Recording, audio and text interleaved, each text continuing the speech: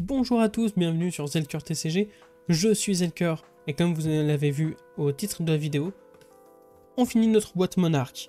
Alors je vais la vider comme un gros sagouin, bon j'ai pas pu m'empêcher de les trier. On va commencer tout de suite. Comme annoncé dans la vidéo d'avant, je vais passer très vite sur les... hop. Sur les communes, on va même pas les voir. On va juste s'attarder sur les rares. Et ça, Cracket Bubble. Donc tout ça, c'est les communes. Je crois qu'on a un peu tout vu. Je vous mets un peu que vous puissiez voir quand même. Et on a un Rise Above en première rare. En rouge, ça fait plaisir. Et on a un V for the Vanguard. Donc une Spé Boltine. On n'a pas vu la dernière fois. Donc pour 1, c'est une action d'attaque Light Warrior pour 3. En coût supplémentaire pour le jouer, on peut charger notre arme avec n'importe quel nombre de cartes de notre main. Et les attaques qu'on va contrôler sur cette chaîne de combat va gagner plus 1 pour chaque carte Light chargée de cette façon. Pas mal. Oh! Alors je suis pas sûr que ce soit la Majestic qui vaille le plus. Surtout depuis la sortie dans Heavy Hitters de sa version bien meilleure. Mais foil, c'est sympathique. J'avoue, j'aurais préféré ouvrir peut-être d'autres Majestics, mais bon, ça rehausse un peu le nombre de Majestics qu'on ouvre dans cette boîte parce que franchement, il y en a très peu. Et on va commencer avec un Galaxy Black, je ne sais plus parler. Et du coup, les fameuses communes avec l'équipement et notre première rare, Glisten. J'ai ouvert en feuille, je ne vous l'ai même pas lu dans la vidéo d'avant. Ah, voilà, maintenant je vous la lis. En bleu pour 2, c'est un light instant où on va distribuer jusqu'à 2 marqueurs plus 1 parmi n'importe quel nombre d'armes qu'on contrôle. Par contre, au début de notre phase de fin, on va enlever tous les marqueurs plus 1 sur toutes les armes qu'on contrôle. Oh! Petite Majestic ensuite. Ah, ça devait être l'option où en fait toutes les Majestics étaient au fond de la boîte. Petit coup d'œil sur la feuille parce qu'elle est vraiment très jolie. Et ensuite on se lit la Majestic. C'est une action d'attaque Light Warrior qui vient pour 7 en payant 4, mais son coût est réduit de 2 pour chaque fois qu'on a chargé ce tour-ci. Ça peut être sympa en fin de chaîne, effectivement. Ça vaudra déjà plus qu'un Luminaris en tout cas. Et je vais quand même vous montrer les communes qu'il y avait derrière. Même si bon, on les a toutes vues normalement. Allez, on continue. À un moment, je me suis dit que je jouerais peut-être un Boltine, mais bon, ça m'a pas plus plu que ça en essayant. Donc, bon, j'ai arrêté et je suis resté sur un Assassin. Donc voici les communes, je crois pas qu'il y en ait... Illuminate, je crois que Illuminate, on l'a pas ouverte. Un bandit jaune, sympathique. Et on a notre équipement. Première rare qu'on a déjà eu la vidéo d'avant. Et une deuxième rare qu'on a déjà eu aussi. Et la commune est... Le foil est ultra discret sur celle-ci par contre. Il y a des micro-veines sur l'arbre de sang et c'est tout. Allez, prochain booster, je viens de capter qu'en fait j'avais fait le tricks pour le booster d'avant alors que c'était pas forcément utile. Ok, on a des cartes sympathiques quand même. Dans les génériques, et on a beaucoup de génériques quand même. On n'avait pas autant avant. On a un Pulping en rare. Un Phantasmify qu'on a déjà ouvert. Et c'est un petit équipement qui est foil. Rien de bien transcendant. Mais ça fait plaisir. Et pour le reste, du classico. J'avoue que je suis peut-être un peu trop gourmand avec la demande que je vais faire. Mais j'avoue que j'aimerais bien ouvrir la Fable. Parce que je sais qu'il y a le frérot qui joue Prisme. Il est très utile dans Prisme, cette Fable. J'aimerais bien l'ouvrir. Et voici enfin l'arme de Prisme, je viens de capter. Avec Léviathan de l'autre côté. Oh, j'ai encore fait le tricks. J'ai trop pris l'habitude. Et bah écoutez, pas grave. On va faire ceci comme ça. Jusqu'à l'équipement qui est un nouvel équipement, dis donc. Ça défend pas, enfin ça défend mais à 0. Et en instant, on peut le détruire pour gagner une ressource. On peut activer cette capacité que si on a infligé ou qu'on a reçu des dégâts ce tour-ci. Ok. Un pulping, mais jaune cette fois. Pourquoi pas. Et une Majestic. Shadow of Blasmophet. Pour 2, ça va taper à 6. C'est une Shadow Brute Action. Et quand on attaque avec le Shadow of Blasmophet, on va piocher une carte puis se défausser une carte aléatoirement. Si une carte avec une force de 6 est défaussée de cette façon, on va chercher dans nos decks une carte avec Blood Depth, on la bannit puis on mélange le deck. Sympathique. Et après c'est un Captain's Call, donc une rare qui va là. Et je suis à court de sleeve. C'est officiel. Non, je crois que j'en vois 2 au loin. Par contre, elle a du mal à rentrer. Effectivement, on ouvre plus rapidement. Alors si ça se trouve, le taux de drop est exécrable quand même sur ces extensions. Et qu'au final, là, c'est juste que je ne vais plus rien ouvrir après. Mais bon, on sait jamais. Alors, voici les fameuses communes dont on a un peu rien à foutre. Il y a un Herald of Triumph en rare. C'est un Herald, donc quand ça va toucher, on va le mettre dans l'âme de notre héros et ça a fantasme. Pour 2 en jaune, on va attaquer à 6. Par contre, les cartes d'action d'attaque qui le défendent à moins 1 d'attaque, ce qui empêche le fantasme, c'est plutôt cool. Oh! Bah non, c'est juste que les Majestic traînaient un peu à venir. Hop! Invert Existence, un instant Shadow Runeblade pour 1, qu'on peut jouer depuis la banish zone. On bannit jusqu'à 2 cartes d'un cimetière adverse. Si une carte d'action d'attaque et une carte d'action non attaque ont été bannies de cette façon, on met 2 dégâts d'arcane à ce héros. Je pense pas que ce soit joué, ça me paraît plutôt faible, mais sympathique. Et on a un Glisten Foil. Et ensuite, les communes. Cette vidéo est déjà bien plus remplie d'un point de vue Majestic que la précédente. Ça, c'est sûr. Je pense que je vais faire le tricks quand même à chaque fois. Comme ça, j'enlève vraiment toutes les communes. Je pense que c'est mieux. J'en vois pas qu'on n'a pas ouverte. À part cet équipement. Qui est un équipement générique pour les bras. Et en action, on peut le détruire. La carte d'action d'attaque avec une force de 3 ou moins gagne plus 1 tant qu'il attaque. On a un Fringling with Fringling Based Hulk. J'ai essayé, j'ai pas réussi. Qu'on a déjà ouvert.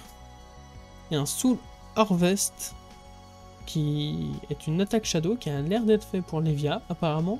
C'est bleu et ça bloque à 3. Pour 6, on vient à 6. Ah oui, je viens de voir que c'est une Legendary Lévia spécialisation. En coup supplémentaire, pour jouer le Soul Harvest, on doit bannir 6 cartes de nos cimetières. Elle gagne plus 1 pour chaque carte avec la dette de sang bannie de cette façon. Et si ça touche un héros, on bannit toutes les cartes de son âme, donc c'est très circonstanciel. Et il va perdre un nombre de points de vie égal au nombre de cartes bannies de cette façon. Mais c'est quand même bien sympathique. On a un petit Herald of Protection en foil. Et bah, je ne savais pas que Lévia avait une spé rare. Oh, on a la prisme adulte et jeune à la fois. C'est sympathique ça. Donc voici pour les communes. J'espère que vous avez le temps de faire pause dans le doute. Ou vous prenez cette ouverture ici. Et voici les Ironhide Legs. Qui sont pas oufissimes. Notre première rare qui est Parable of Humility. Qui est une aura instant light illusionniste pour 4 avec Spectra. Les cartes d'action d'attaque contrôlées par les adversaires ont moins 1 tant qu'ils attaquent ou défendent. Ce qui peut être très cool. Et un autre Glisten, mais cette fois rouge, donc ça va distribuer 4 marqueurs. Et oh, une petite rare supplémentaire avec un Herald of Judgment, qui du coup pour 2 va attaquer à 6 en fantasme. C'est une spé de prisme. Et si ça touche, on le met déjà dans l'âme de notre héros. Et en plus, le héros défenseur ne pourra pas jouer de cartes depuis leur banni zone jusqu'à la fin du prochain tour. Ce qui est un peu ciblé vers les Shadows, j'ai l'impression. Voire même vers les Runeblade Shadow. Mais pourquoi pas. Et on a une petite Hatchet of Body avec Shane de l'autre côté. Et c'est déjà... on arrive déjà dans les 4 derniers boosters. En vrai, ça passe très très vite. Surtout que les communes, on les connaît déjà toutes. Hop, je vous ai un peu spoil la foil. Voilà un peu. L'équipement, le Valiant Thrust qu'on a déjà vu aussi. Oh! Il y avait une Majestic derrière. On avait vu que c'était pas quelque chose de oufissime, de type Fable. Non, on a une autre Majestic, donc sympathique. Mutéité de masse, une attaque Shadow qui a étoile en force, étoile en défense, pourquoi pas. Ça se joue pour 1. On peut le jouer depuis notre Banish Zone. Et sa force et sa défense sont égales au double du nombre de cartes dans notre Pit Zone de coups différents. Je pense que c'est trop spécifique pour que ce soit joué.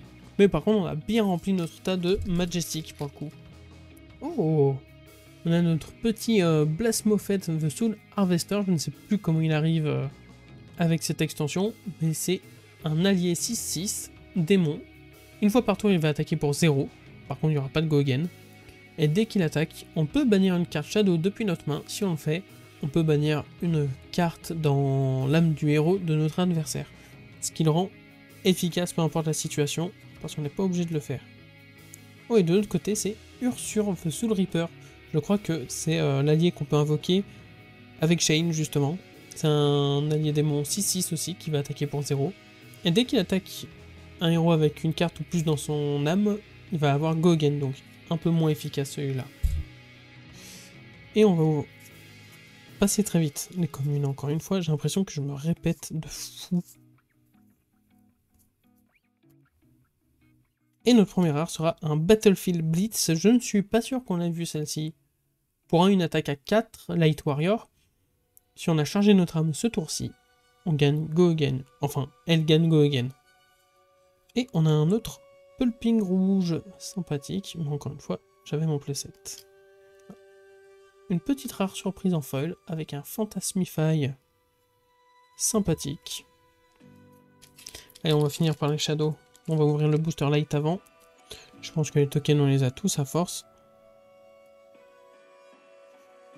Et on va passer toutes ces communes. Ah, un bandage, c'est sympa. Un Ray of Hope, je suis pas sûr qu'on l'ait ouvert celui-là. Dans le doute, voilà. Et on a l'équipement qui en vrai me paraît peut-être sympathique celui-là. La première rare qu'on a est une rare qu'on n'a pas eue. Tremor of Iaratael, j'imagine. Une attaque qui vient à 3, donc 4 en rouge, ça peut être pas mal. Pour 1. Et si une carte a été mise dans la zone de bannissement de ce tour-ci, il va en plus gagner plus de sympathique. Oh! Majestic Brute, Tear Limb from Limb. Pour 2, c'est une action qui a Go Again, qui va nous faire piocher puis défausser une carte aléatoirement. Et si c'est une carte avec 6 ou plus de force, la prochaine carte d'action d'attaque brute qu'on va jouer ce tour-ci va gagner plus X.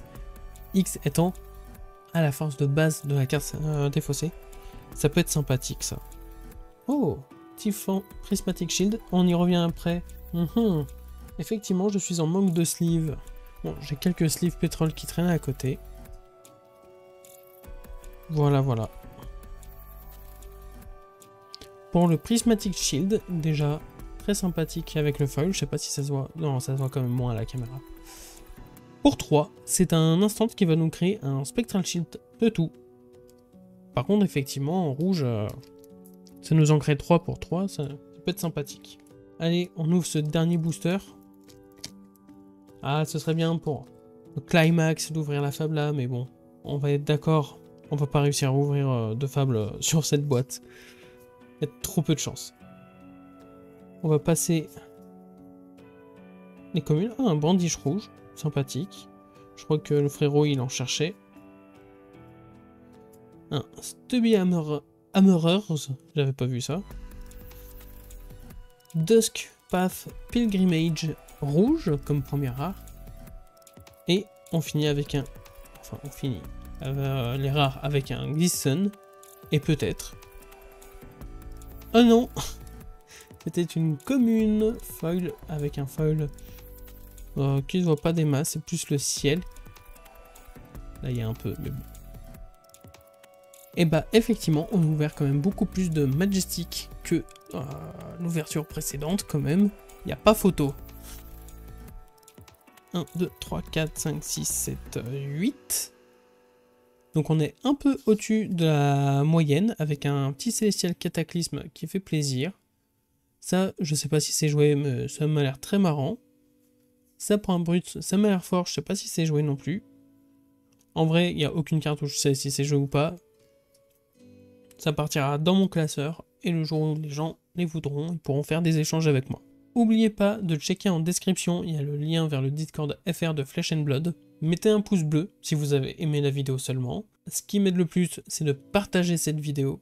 Et pour vous, pour ne pas rater la prochaine vidéo, abonnez-vous et mettez la cloche. Ce sera mieux pour les notifications. Sur ce, je vous laisse ici. Je vous donne rendez-vous dans la prochaine vidéo. Ciao!